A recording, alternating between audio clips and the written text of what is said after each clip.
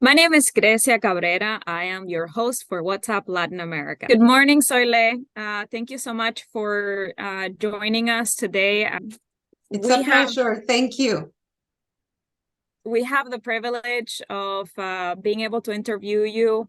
You are the head counsel of the Mexican Council in Kansas City, and you come with an incredible background and experience, a BA in International Studies, an MBA in Politics of Alternative Development Strategies. You served as an assistant and advisor to the Undersecretary for North America. And those are only a couple of highlights from all your experience. You have been an understudy in Canada as well. In Canada, you were head of the cultural department. Yeah. Department. That's right.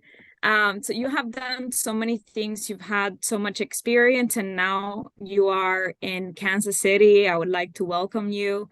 And I'm so grateful that you are here, as well as the Mexican Consulate.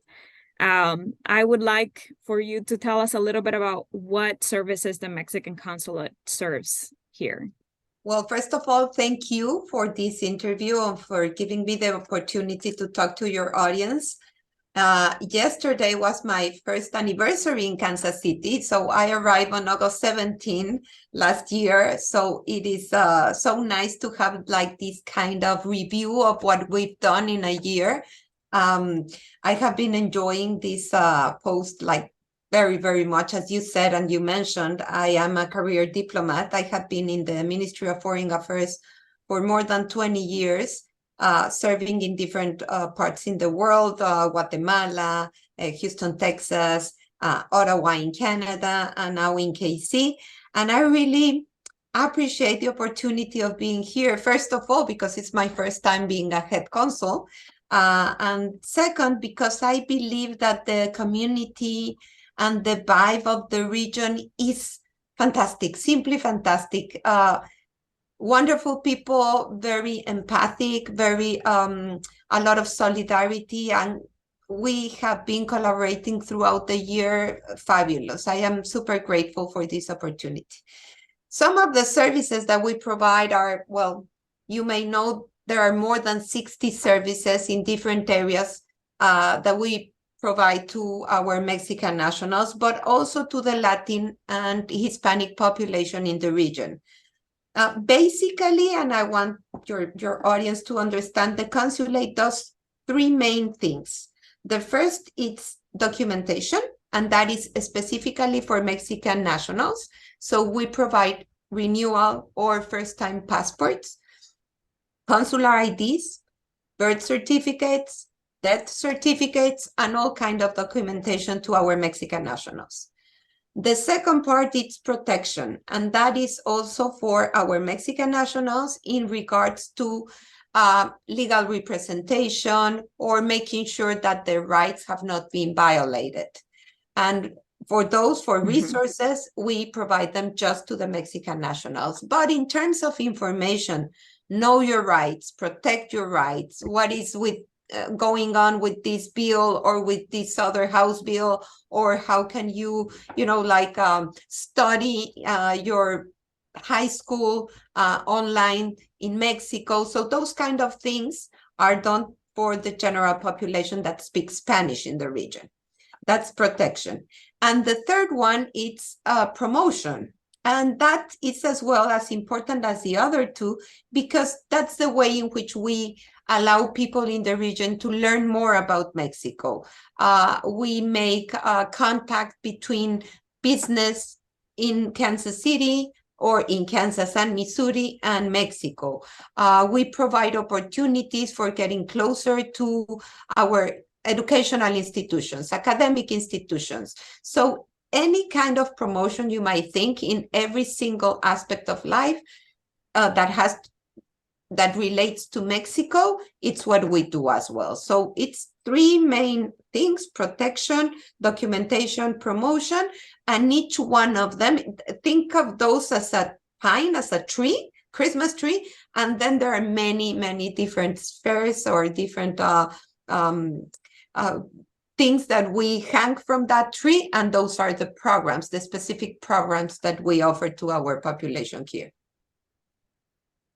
I don't think a lot of people realize just the wide range of things that the Mexican Consulate gets into. Would you mind giving us just a couple of examples of things that you do for the community here? Yes, certainly. So, for example, if someone, again, the passport and the consular ID, it's more or less very easy to understand. It's just renewing that document or having it for the first time in their lives. And why is it important, Gresia? Because it's the first line of protection, your identity, proving that you are who you claim you are. So for us, it's very important to offer those services in a very expedite and fast way. A person that arrives here and with all the documents can have the passport in the same day. So it takes about 2 to 3 hours to have a new passport, a matrícula consular, which is a consular ID. And having an ID with them really, really makes a difference in their lives. For example, opening a bank account. With a matrícula consular, consular ID, they can go and open a bank account, and then they can send money to Mexico or keep their money in a safe place instead of just, having it in the pocket and then being unsafe in the streets because they are carrying so many cash. So those are some of the things that we do. In relation to programs that are more structured in terms of scholarships, for example. So if there are Hispanic students in the region that do not have the resources to finish their studies, the institution, when they study, we can give them some scholarships so that they can allow the student to finish their studies over there. So those are some of the programs that we provide. Mm-hmm. Also, in case a person dies, unfortunately dies here and wants to be, the remains want to be sent to Mexico and the family doesn't have all the resources to do that, we help them in order for them to have the remains, the ashes. The body is more difficult, but the ashes sent to where they grew and lived their entire lives. So we help as well on those kind of situations. A vulnerable person that lost their homes because of a tornado, well, they can come to the consulate and we just make an interview and they give us some information, and then we provide resources for them to help them in those kind of situations where they have nothing or they lost nothing. So we give them resources as well. Victims of violence, they can come to the consulate and we provide them with not infinite, but a lot of resources where they can go and they can have, for example, a couple of nights sponsored by someone in a safe place, or they can have, again, some kind of pocket money to buy the basic things that they need for everyday life. Those are also some programs that we have in place. That's incredible. I'm sorry. Would you mind telling us a little bit about some special projects that the Mexican Consulate engages in? Okay, so now, for example, we are doing something fantastic. Like, I'm going to speak in the order of protection, some new project that we have, and then we're going to talk a little bit about cultural and artistic activities. So in the protection area, we organize some kind of parkour. We call it parkour of protection, because what we're going to do is we're going to travel throughout 20 cities in the state of Kansas in order for our people to learn more about their rights. So we have a new bill in place, HB 2350, right? And people are afraid and people do not understand exactly the implications of that law. So what we're going to do, very respectfully, because Mexican government respects the legal framework in each country and each state. But what we're going to do is we're going to travel throughout 20 different cities in Kansas. And it goes from Garden City, Dodge, Syracuse, Liberal, Ulysses, Kingsley, Pratt, Norton, Stockton, Hayes, like 20 of them. And we're going to bring with us all the information that they require in order to know and learn about their rights and how to protect their rights. Also, if they have questions about this law, we can certainly answer those questions, but not just about that, about all the programs that we have in the consulate. So we call that a kind of parkour of protection because that's what we do. We go, we travel, we meet the people where they are. We don't, of course, the consulate is in Kansas City and everyone is welcome to come, but we know that there are some difficulties sometimes in order to come from those places, travel 5-6 hours and arrive here. So what we're going to do is we're going to do it the other way around. That's in the protection area. Now, for the artistic community, we're super excited to tell them that we will have the Orquesta Sinfónica de Minería, which is a huge, wonderful orchestra from Mexico. And the conductor, the director, artistic director is Carlos Miguel Prieto. And they're going to be here at the Kaufman Center on October 23rd. And we're going to have a wonderful concert with classical music from Mexico, but as well, the rehearsal, we're trying to open it to young children, low-income families that want to study music or are playing in the school band and they want to come and see the concert, the rehearsal. We're opening that for them. So they're going to be here in October 23rd. It's going to be a fantastic activity. Also, as you know, we have the Fiesta Hispana on September 15. That's at Barney Alice Plaza. We're going to have Dia de Muertos again with Nelson Atkins. We are collaborating with the Folk Art Museum, Museo de Arte Popular in Mexico, so that they bring one artisan that it's going to collaborate with 20 volunteers here, and they're going to make like a huge alebrije, which is this kind of spirit animal that you can see in Coco, the movie. That's the first reference I can make. But this kind of collaboration and artistic promotion of diversity, because as you know, Mexico is a huge, rich, diverse country, and we have so many things to show. So those are the things that we're planning and we are doing for this year. I am personally very, very excited about the cultural event.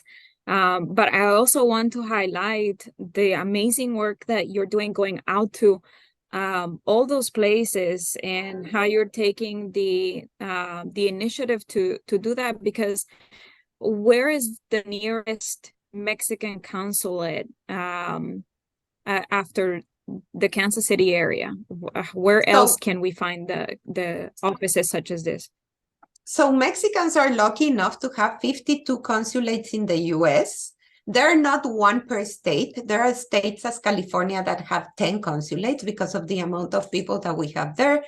Texas is another one that has, I believe it's 9 consulates, Arizona, 7. In Kansas City, we serve to Missouri and Kansas. Before, we used to have a small part of Oklahoma, but we recently opened a consulate in Oklahoma City. So now our nationals in Oklahoma, living in Oklahoma, can go to Oklahoma City.